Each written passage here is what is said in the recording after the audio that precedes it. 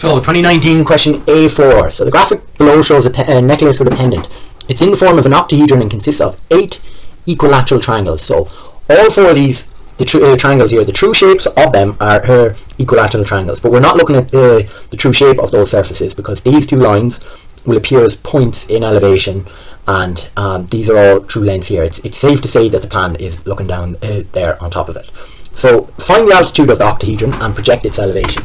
So what we're going to do is we're going to project up from plan here, and we need to realize that every line on a octahedron, or sorry, on an equilateral triangle is equal, and if they're all true lengths, they're all equal. Now this is a true length, so if I want to find the height of this line here, I'm going to have to take the true length of this light line here I'm going to mark. So I need to find the true length of that and swing it in elevation until it intersects this line here. Now it's going to be much higher up, so to find the true length of that line there, I need to find the true shape of that surface. So all lines on an equilateral triangle are true lengths. Here's the true length of one of the lines because it'll appear as a point in elevation. So I'm going to take my compass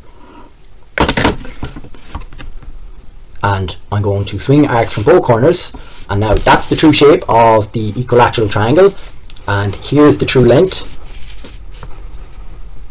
Here's the true length of that line there. This is a true length. So what I can do now here is take this true length here and swing from the base here until it hits that line in elevation, and swing there.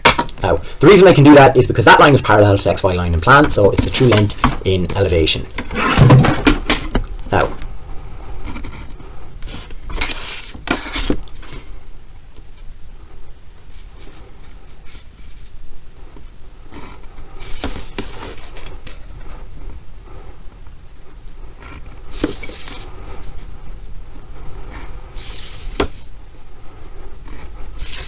now, part B. Throw elevation of the octahedron when one of its surfaces is folded flat or rotated flat and lying on a horizontal position, so onto the XY line.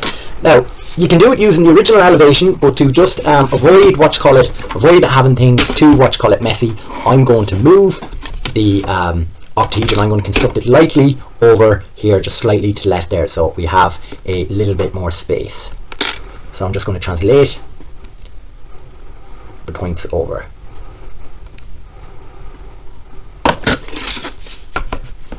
So I'm going to construct it very lightly.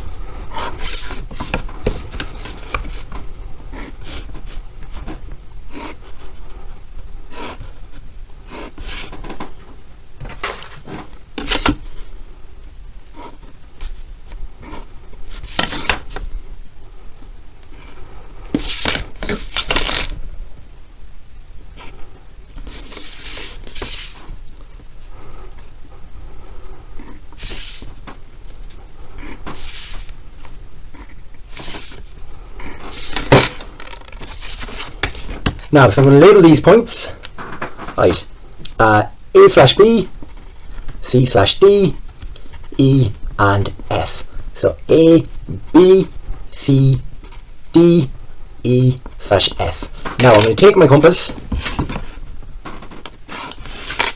and I'm going to use point F as the rotation, so I'm going to rotate all the points about F. So I'm going to swing A and B until they're down onto the XY line. I'm going to rotate E, I'm going to rotate C and D. Now, there's A/B.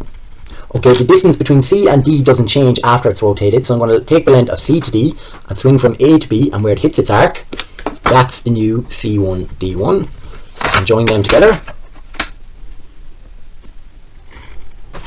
and I can join that back to F. And then I can take this distance here, or sorry, this distance here, it's the same thing, okay, and I'm going to swing from A, now that's the new point E1,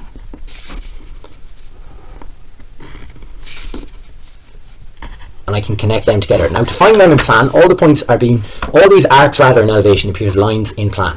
So I'm going to drop E1 down to here, so this is the new E1, F1 doesn't change, this is A1, B1, okay, and then this is the new C1 and D1.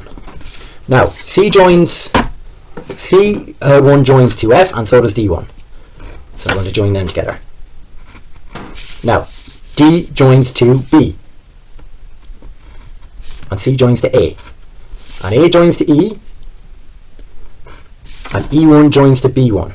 Now B1 joins to A1 as hidden detail, and C joins to D as heavy detail. Now A also joins to E1, or sorry, F, but as hidden detail.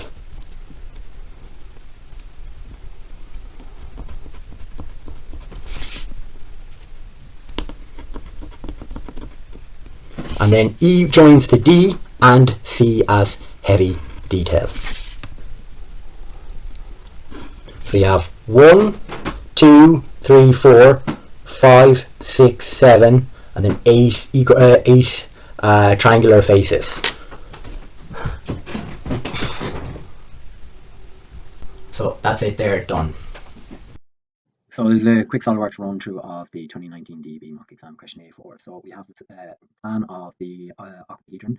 To be able to draw this in elevation, okay, we're going to get the true length of all the sides in the equilateral triangle, and this distance is critical here. So we swing the arcs on our compass, take this length here, or take this length here, and then we're going to apply that in elevation.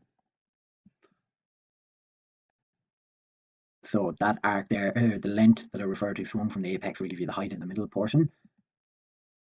And then we can draw in the bottom, or we have the distance for the bottom of the solid. And we have the top. We can move it over then to what you call it, draw the plan.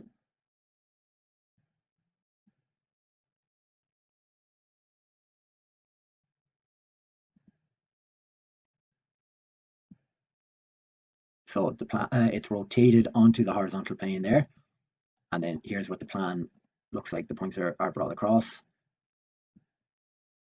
and there's the hidden detail, and there's the elevation of it.